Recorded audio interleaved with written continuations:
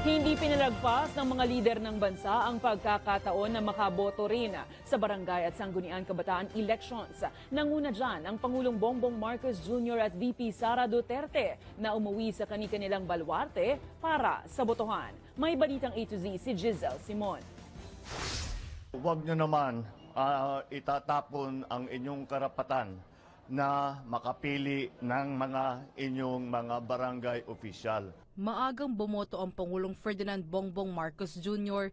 kasamang anak na si Ilocos 1st District Representative Sandro Marcos sa Mariano Marcos Memorial Elementary School sa Lacub, Batac City, Ilocos Norte. Ayon sa Pangulo, napakahalaga ng pagkakataong makapili ng iluluklok sa barangay officials. Ito ang mga tinatakbuhan ninyo para makatulong sa inyong mga problema.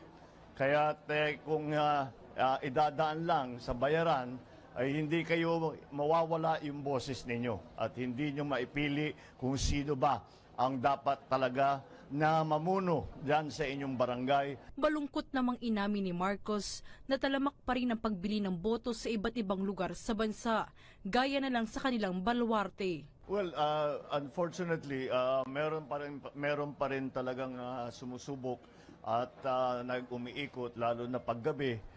Last night, there were some reports, even here in Ilocos Norte, na may mga umiikot na namimili ng boto para dito sa barangay election. Hiwalay namang bumoto ang kapatid ng Pangulo na si Senador Amy Marcos dahil sa Cabeza Elementary School sa Lawag City, Ilocos Norte ito nakarehistro. Samantala, si VP Sara Duterte sa Daniel R. Aguinaldo National High School sa Davao City naman bumoto.